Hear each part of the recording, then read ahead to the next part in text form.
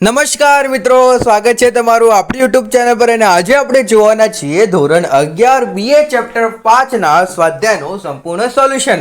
તો મિત્રો જોડાયેલા રહેજો આપણા પૂરા વિડીયો સાથે અને વિડીયો ગમ્યો હોય તો વિડીયોને લાઈક કરજો અને આપણી ચેનલ પર જો તમે નવા આવ્યા હોય તો ચેનલને જરૂરથી સબસ્ક્રાઇબ કરજો. તો ચાલો મિત્રો શરૂ કરીએ આજનો વિડીયો વાણિજ્ય વ્યવસ્થા અને સંચાલન બુકના એટલે કે BA ના ચેપ્ટર નંબર 5 ના સ્વાધ્યાયનું સંપૂર્ણ સોલ્યુશન. પહેલો પ્રશ્ન છે મિત્રો, નીચેના પ્રશ્નોના જવાબ સાચો વિકલ્પ પસંદ કરીને લખો. પહેલું છે ધંધાકીય સાહસને સૌથી પ્રાચીન અને સરળ સ્વરૂપ કયું છે? પહેલું વ્યક્તિગત માલિકી, બી ભાગીદારી, સી સહાયકારી મંડળી, ડી કંપની. એનો આન્સર છે એ વ્યક્તિગત માલિકી. ત્યારબાદ છે બીજો પ્રશ્ન, કયા સ્વરૂપમાં માલિકી, સ્થાપક અને સંચાલન એક જ હોય છે? એનો એ છે સંયુક્ત સાહસ, બી છે સરકારી કંપની, સહાયક મંડળી અને વ્યક્તિગત માલિકી. તો એનો આન્સર છે મિત્રો ડી વ્યક્તિગત માલિકી. ત્યારબાદ છે ત્રીજો, અભિવ્યક્તિ કુટુંબ પેઢી સંચાલન કોના દ્વારા થાય છે? એ માલિકી, બી કરતા, સી મેનેજર, ડી ભાગીદારી. આન્સર બી કરતા. હિન્દુ અભિવ્યક્તિ કુટુંબ પેઢીના સભ્યપદ કેવી રીતે મળે છે? એ કરારથી, બી જન્મથી, સી મૂડી રોકવાથી, ડી સંચાલન કરવાથી. એનો આન્સર છે બી જન્મથી જ મળે છે. પાંચમો છે ભારતીય ભાગીદારી કાયદો ક્યારે અસ્તિત્વમાં આવ્યો? એ 1932માં, બી 1956માં, સી 1960માં અને ડી 2013માં. આન્સર છે મિત્રો એ 1932માં.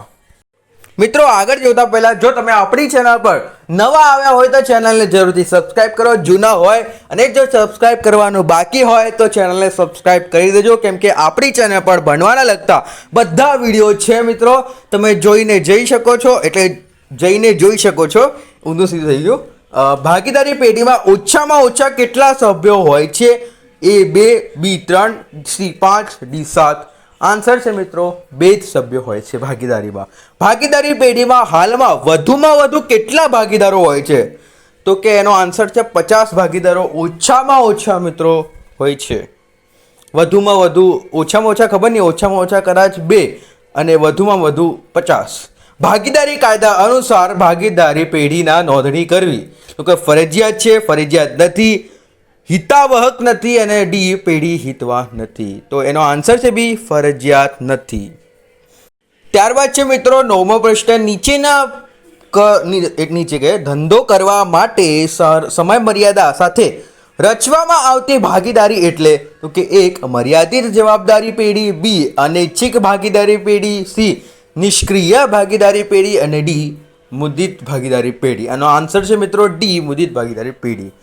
10મો છે જે પેઢીનું આયુષ્ય ભાગીદારીઓની ઈચ્છા ઉપર આધારિત હોય તેવી ભાગીદારી પેઢી એટલે?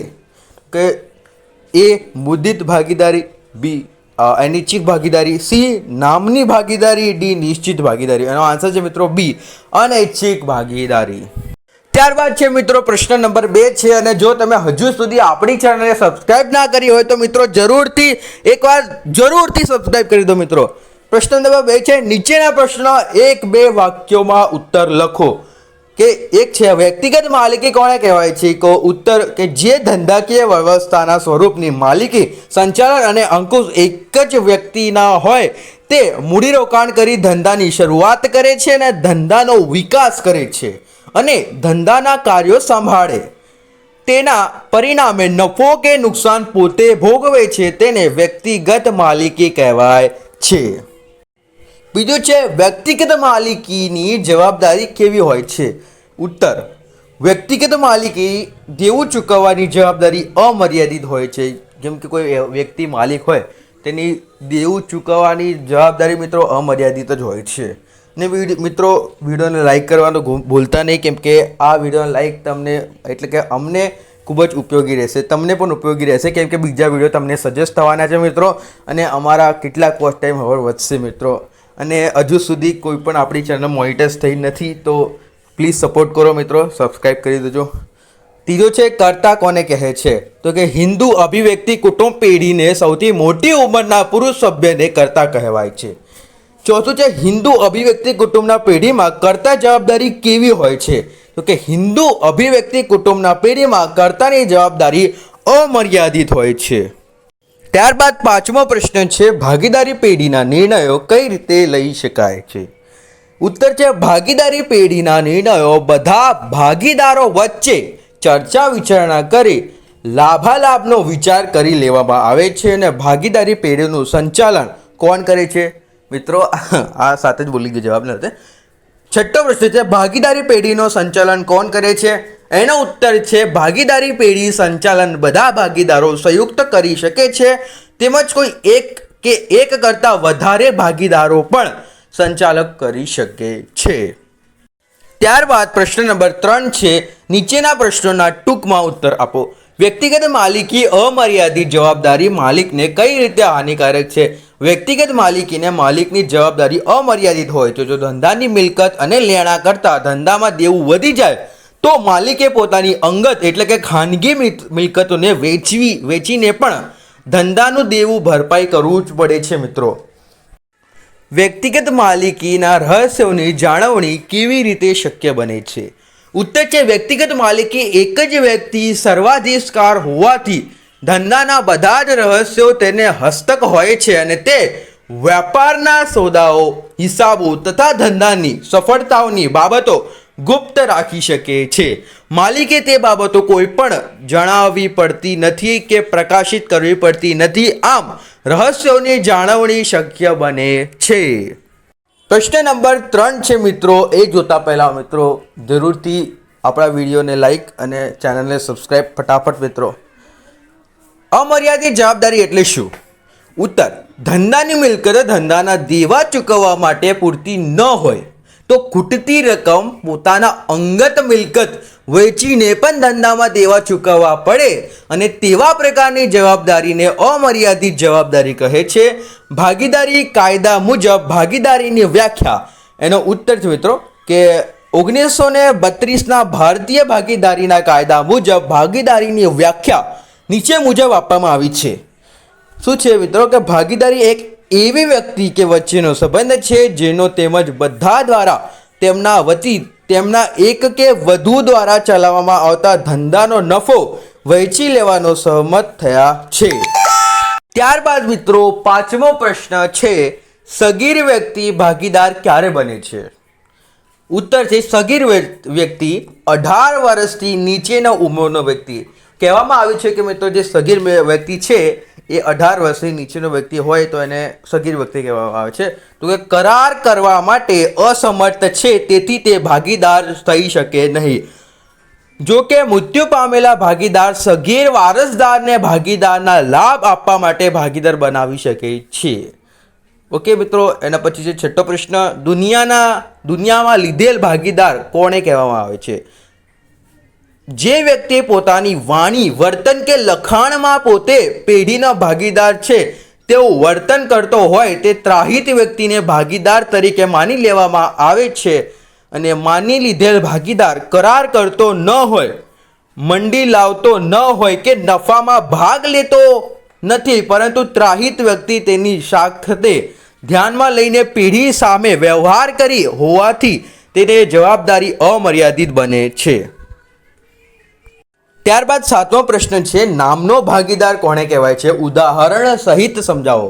તો કે મૂડી ન લાવે કે નફો નુકસાન ભોગવતો નથી કે પેઢીને કામકાજમાં પણ ભાગ લેતો નથી હોય પરંતુ પોતાના નામનો પેઢીનો ઉપયોગ કરતા દેતો હોય અને જે નામનો ભાગીદાર કહે છે. આવી વ્યક્તિ શાખ બજારમાં મોટી હોય છે અને પેઢીના શાખનો નાણાં મેળવવા કે વેપારી સંબંધો વિકસાવવા માટે ઉપયોગ કરે છે. પેઢીના સંચાલક સાથે પરોક્ષ રીતે સંકળાયેલ હોય છે અને તેથી પેઢીના દેવા અને નુકસાન માટે તે પણ ભાગીદારની જેમ જ અમર્યાદિત રીતે જવાબદાર ગણાય છે. દાખલા તરીકે કરસનભાઈ પટેલ એ અનિલ અંબાણી પેઢીને પોતાના નામનો ઉપયોગ કરવા દે છે, તેમને નામનો ભાગીદાર કહે છે. ત્યાર પછી છે આઠમો પ્રશ્ન, ભાગીદાર કારનામું એટલે શું? ભાગીદાર કરારનામું એટલે શું? ઉત્તર છે ભાગીદારી એ અમુક વ્યક્તિઓ કે વચ્ચેના ધંધામાં નફો વહેંચી લેવાનો સંબંધ છે. આ સંબંધને કરારથી બંધાય છે. કરાર લેખિત કે મૌખિક હોઈ શકે છે. કરાર લેખિત હોય તે વધુ ઈચ્છનીય છે. જો કે લેખિત હોય તો જે દસ્તાવેજ પણ કરાર થાય છે તે ભાગીદારી કરારપત્ર, કરારનામું કે ભાગીદારી ખત કહે છે. ત્યારબાદ ચોથો પ્રશ્ન છે મિત્રો, પ્રશ્નોના મુદ્દાસર ઉત્તર લખો. 1. વ્યક્તિગત માલિકીનો અર્થ આપી લાક્ષણિકતાઓ સમજાવો. વ્યક્તિગત માલિકીનો અર્થ, મીનિંગ ઓફ ઇન્ટ્રોગેશન, જે ધંધાની માલિક સંચાલન એ અંકુશ જે જ વ્યક્તિના હાથમાં હોય અને જે પોતાના નામનો ધંધો ચલાવે છે તેને વ્યક્તિગત માલિકીનો ધંધો કહેવાય. વ્યક્તિગત માલિકી એક જ વ્યક્તિ મૂડીરોકાણ કરી શકે, ધંધાની શરૂઆત કરે છે, ધંધાનું સંચાલન કરે છે, ધંધાનો વિકાસ કરે છે, ખરીદ વેચાણના હિસાબ વગેરે બધા જ ધંધાકીય કાર્યો સંભાળે છે. ત્યાર પછી શ્રી ઇલોઇસ હેનીના મતે વ્યક્તિગત માલિકી એ વ્યાપારી વ્યવસ્થાનું એવું સ્વરૂપ છે જેની ટોચે એક વ્યક્તિ બિરાજે છે કે તે માટે જવાબદાર છે. તે તેના કાર્યોને દોરણી આપે છે અને તે એકલો જ નિષ્ફળ જોખમો ઉઠાવે છે. વ્યક્તિગત માલિકીની લાક્ષણિકતાઓ: 1. માલિકી. 2. જોખમો. 3. અમર્યાદિત જવાબદારી. 4. સંચાલનના સ્વતંત્રતા. 5. સ્થાપનની સરળતા. 6. રહસ્યની જાળવણી. 7. અંગત રસ. 8. સરકારનો ઓછામાં ઓછો હસ્તક્ષેપ. 9. મૂડી. 10. માલિકી અને સંચાલનનો એક્ટ તથા અંગત સંપર્ક. વ્યક્તિગત માલિકીની લાક્ષણિકતાઓ અને સમજૂતી. ઉત્તર: વ્યક્તિગત માલિકીની લાક્ષણિકતાઓ પરથી વ્યક્તિગત માલિકીના સ્વરૂપનો ખ્યાલો એટલે કે આવી શકે છે અને વ્યક્તિગત માલિકી લક્ષણો નીચે મુજબ છે. 1. માલિકી. વ્યક્તિગત માલિકીમાં વેપારી પોતે જ ધંધાનો માલિક હોય છે. આમ સંસ્થાની માલિક એક જ વ્યક્તિની હોય છે. માલિક તરીકે ધંધાના બધા જ અધિકારો અને સત્તાઓ તેને હાથમાં હોય છે અને આ ધંધાની માલિકી, સંચાલન અને અંકુશ એક જ વ્યક્તિના હસ્ત હોય છે. જોખમો: ધંધો ચલાવતા જે કંઈક નફો કે ખોટ જાય કે માલિક પોતે જ ભોગવે છે. ત્રીજું, અમર્યાદિત જવાબદારી. માલિકીની જવાબદારી અમર્યાદિત હોય છે. તેથી જો ધંધામાં દેવા ચૂકવવા માટે જો ધંધાની મિલકતો પૂરતી ન હોય તો માલિકે પોતાની અંગત મિલકતો વેચીને પણ ધંધાનું દેવું ચૂકવવું પડે છે. ત્યારબાદ ચોથું છે સંચાલન સ્વતંત્રતા. માલિક પોતે જ ધંધાનું સંચાલન કરે છે. તેથી તેમાં માલિક અને સંચાલનની એકતા જોવા મળી છે. જરૂર પડતા કુટુંબના સભ્યોની કે પગારદારના માણસોની મદદ લે છે, પણ આખરી સત્તા અને જવાબદારી માલિકની જ હોય છે. 5મું છે સ્થાપના અને સરળતા. વ્યક્તિગત માલિકીની સ્થાપના સરળતાથી થઈ શકે છે અને તેની સ્થાપના માટે કંપની, સહાયક મંડળી, બેંક જેવા સ્વરૂપોની સ્થાપના માટે જરૂરી એવી કાયદાની ખાસ વિધિની જરૂર નથી. તેને નોંધણી પણ જરૂર નથી. વ્યક્તિગત પોતાની મરજી મુજબ ધંધાની શરૂઆત કરી શકે છે, ધંધાની ફેરબદલી કરી શકે છે અને ધંધો બંધ પણ કરી શકે છે. 5મું છે રહસ્યોની જાળવણી. માલિકે પોતે જ બધા નિર્ણયો લેતો હોવાથી અને પોતે જ ધંધાનું સંચાલન કરતો હોવાથી તેમજ ઓછામાં ઓછા માણસોની મદદ લેતો હોવાથી ધંધાના તમામ રહસ્યોની ગુપ્ત રાખી શકે છે, જેમ કે ડૉક્ટરો, વકીલો, ચાર્ટેડ એકાઉન્ટર વગેરે. 7મું છે અંગત રસ. ધંધાનો નફો કે ખોટ માલિક પોતે જ ભોગવે. ધંધાનું ક્ષેત્ર મર્યાદિત હોય અને તેથી માલિક અને ગ્રાહકોની અને કર્મચારીઓ સાથે સંબંધ જાળવી શકે છે. ઉપરાંત માલિક ધંધામાં નાનામાં નાની બાબત પણ અંગત દેખરેખ રાખી શકે છે. 8મું છે સરકારનો ઓછામાં ઓછા હસ્તક્ષેપ. સરકારી મંડળીઓ, જોઈન્ટ સ્ટોક કંપની વગેરે સ્વરૂપોથી સ્થાપના ચોક્કસ કાયદા અનુસાર થતી હોય છે. પરિણામે કાયદાની જોગવાઈનું પાલન કરવામાં સરકાર તેમના હસ્તક્ષેપ કરે છે એટલે કે સાઇન કરે છે, પરંતુ વ્યક્તિગત માલિકી ધંધો પર સરકારી હસ્તક્ષેપનું પ્રમાણ તદ્દન ઓછું છે. 9મું છે મૂડી ધંધો ચલાવવા માટે જોઈતી મૂડી માલિક પોતે જ લાવે છે અને તે ઘરમાંથી મૂડી લાવે કે પોતાની શાખ પર મિત્રો સગા સંબંધીઓ કે બેંક પાસેથી ઉછીના નાના લાવે, કોઈ પણ કહે પણ લાવે એટલે લાવે. ત્યારબાદ છે 10મું માલિક અને સંચાલકનું એકવ્ય વ્યક્તિત્વ. માલિકે પોતે જ ધંધાનો સંચાલક હોય છે અને આથી માલિક અને સંચાલકોનો એકવ્ય જોવા મળે છે. 11મું અંગત સંપર્ક. વ્યક્તિગત માલિકી વેપારનું કાર્યક્ષેત્ર મર્યાદિત, વેપારી મર્યાદિત છે ક્ષેત્ર કારણે ગ્રાહકો સાથે અંગત સંપર્ક જાળવી શકાય છે. આથી ગ્રાહકની બદલાતી જતી રુચિ, પસંદગી, ફેશન, માંગ, રૂઢિરીતિઓ અનુરૂપ ફેરફારો કરી ગ્રાહકે સંતોષ આપી શકાય છે. બીજું છે ભાગીદારી પેઢીનો અર્થ આપી લાક્ષણિકતાઓ યાદી આપો. ઉત્તર છે ભાગીદારી પેઢીનો અર્થ 1932ના ભાગીદારી કાયદા. ભાગીદારીની વ્યાખ્યા નીચે પ્રમાણે આપવામાં આવી છે.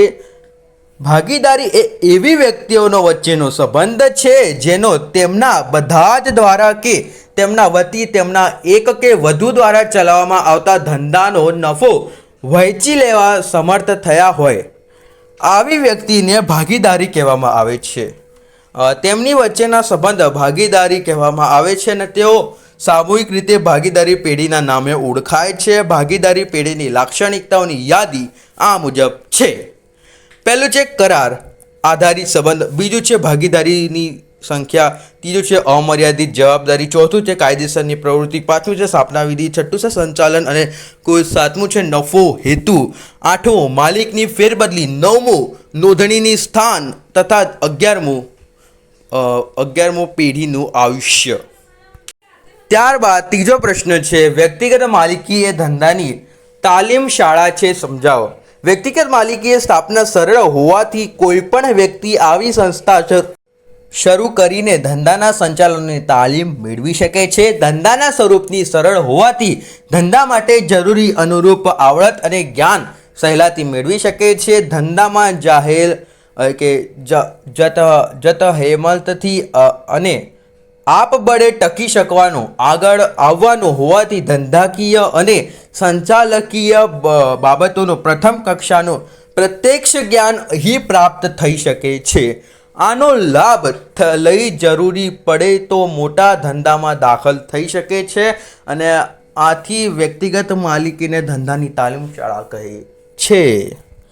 ત્યારબાદ ચોથો પ્રશ્ન છે દરેક ભાગીદાર બીજા ભાગીદારને એજન્ટ છે. આ વિધાન સમજાવો. ભાગીદારીનો ધંધો બધા ભાગીદારો ચલાવે છે અથવા બધાના વતી કોઈ પણ એક વધુ ભાગીદાર ચલાવી શકે છે. આનો અર્થ એમ થાય છે કે દરેક ભાગીદારે ભાગીદારોનો ધંધો ચલાવવાનો હક છે. કોઈ પણ ભાગીદાર પેઢીનો ધંધો ચલાવવા માટે કોઈક વ્યવહાર કરે અને તેને માટે તે પોતે જ જાતે જવાબદાર ગણાય છે, પરંતુ બાકીના બધા જ ભાગીદારો અને ભાગીદારી પેઢી પણ તે માટે જવાબદાર બને છે. આમ દરેક ભાગીદાર એ બીજા ભાગીદારો એજન્ટ અને અભિવ્યક્ત એટલે કે પ્રિન્સિપલ બને છે.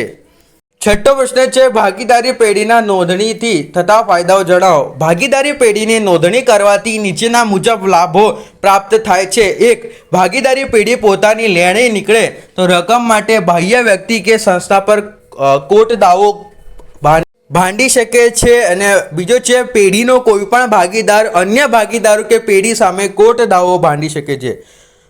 પેઢીનો કોઈ પણ ભાગીદાર પોતાના અધિકારો અને હિસ્સા માટે કોર્ટના ન્યાયો માટે દાવો માંડી શકે છે. ચોથો છે નવો દાખલ થનાર ભાગીદાર પોતાના અધિકાર અને હિસ્સા માટે ન્યાય માંગી શકે છે. પાંચમો નિવૃત્ત થનાર ભાગીદાર જાહેર જનતાને નોટિસ આપીને પોતાનું નિવૃત્ત પછીના પેઢીની જવાબદારીથી મુક્ત થઈ શકે છે. છઠ્ઠું બહારના લોકોને પેઢીના અસ્તિત્વની જાણ થાય છે. પ્રશ્ન નંબર 5 છે નીચેના પ્રશ્નોનો સવિસ્તાર ઉત્તર આપો. પહેલું અભિવ્યક્તિ કુટુંબનો અર્થ આપી લાક્ષણિકતાઓ. ઉત્તર હિન્દુ અભિવ્યક્તિ કુટુંબો અર્થ હિન્દુ કાયદા હેઠળ વંશ વપરાતક વારસામાં વડેલ ધંધો ચલાવતા સંયુક્ત હિન્દુ કુટુંબને હિન્દુ અભિવ્યક્તિ કુટુંબ પેઢી કહે છે. હિન્દુ અભિવ્યક્તિ કુટુંબ પેઢી લાક્ષણિકતાઓ. 1. વંશ વપરાગત ધંધો હિન્દુ અભિવ્યક્તિ કુટુંબની પેઢીની કોઈ ચોક્કસ વિધિ કે સમયથી સ્થાપના થયેલી હોતી નથી. હિન્દુ કાયદા મુજબ તેમનો ધંધો વંશ વપરાગત ચાલ્યો આવે છે. બીજું છે સંચાલન. પેઢીનો ધંધાનું સંચાલન કુટુંબની સૌથી મોટી વયની વ્યક્તિ કે પિતાના હાથમાં હોય છે ને જેને કર્તા કહે છે. ત્રીજો પ્રશ્ન છે સભ્યપદ. પેઢીનું સભ્યપદ જન્મગત છે. કુટુંબમાં જન્મ લેવું બાળક હિન્દુ સંયુક્ત કુટુંબ પેઢીનો આપોઆપ સભ્ય બને છે. આ માટે કરાર કરવાની જરૂર નથી. સગીર વ્યક્તિ પણ સભ્ય પ્રાપ્ત થાય છે. જવાબદારી. કર્તા જવાબદારી અમર્યાદિત છે. કુટુંબના બાકી સભ્યોની જવાબદારી મર્યાદિત હોય છે. પાંચમું છે સભ્ય સંસ્થા. ભાગીદારી પેઢી. જેમ આ પેઢીનો ધંધામાં સભ્યપદ સંખ્યા અંગે કોઈ મર્યાદા નથી. છઠ્ઠું આયુષ્ય. કર્તા કે કોઈ પણ સભ્યનું મૃત્યુ પછી પણ ધંધો ચાલુ રહે છે અને કર્તાના મૃત્યુ પછી ઉંમર અનુસાર વડીલ વ્યક્તિ કર્તા બને છે અને સંયુક્ત હિન્દુ કુટુંબ ધંધાનું આયુષ્ય ભાગીદાર કરતાં લાંબુ છે. બીજું છે વ્યક્તિગત માલિકીના ફાયદાઓ અને મર્યાદિત સમજાવો.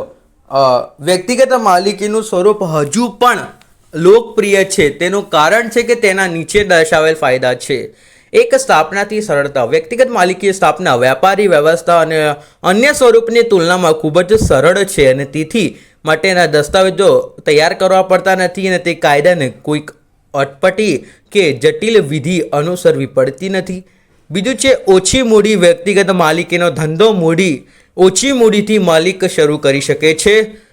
વધુ નાણાંની જરૂર પડતા માલિક મિત્રો સગા સંબંધી કે અન્ય નાણાં ઉછેરીના મેળવી શકે છે.